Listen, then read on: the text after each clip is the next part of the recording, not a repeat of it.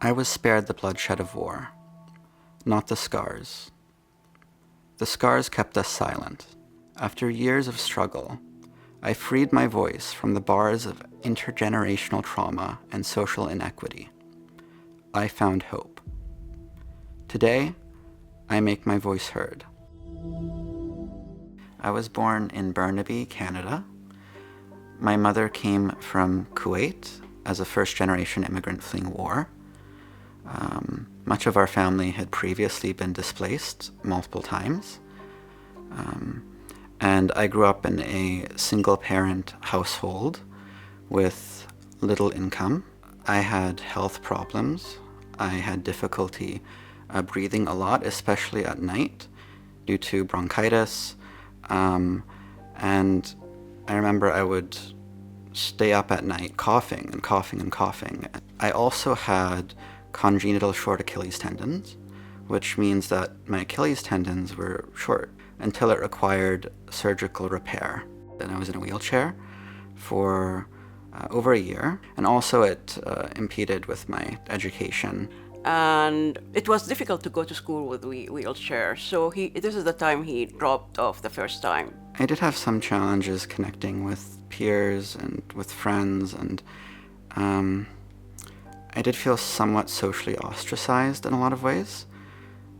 I remember when I was really young, I lived around a lot of youth who weren't maybe behaviorally friendly or didn't really take a liking to me in that way.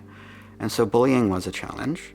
So high school was where a lot of my mental health challenges emerged. I did develop a lot of anxiety, and I never was able to truly focus.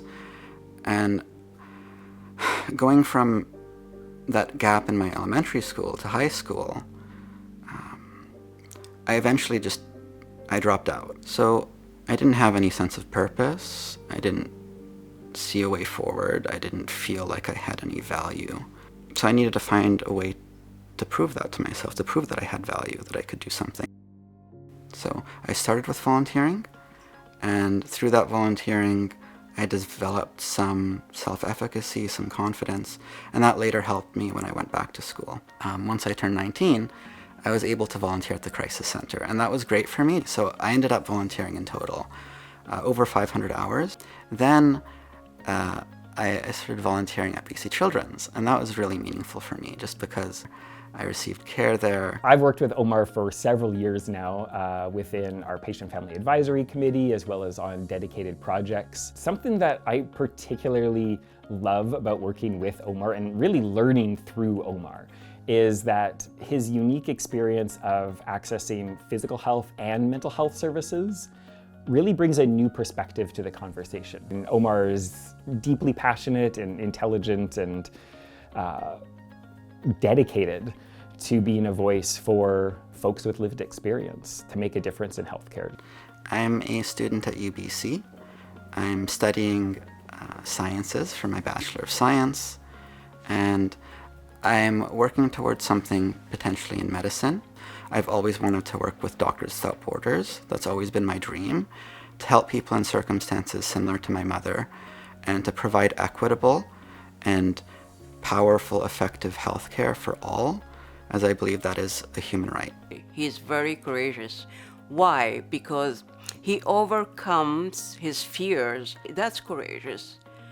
Because you take a step that's not easy to be taken, and you challenge yourself to overcome it. He's the best thing that happened in my life, and I am the luckiest mom ever. I think courage is being able to step forward into the unknown and do things that people may think you're not capable of, or may think you shouldn't do, or may think aren't even necessarily in your best interest, because you know and you have conviction that it's the right thing to do and that you're capable of it.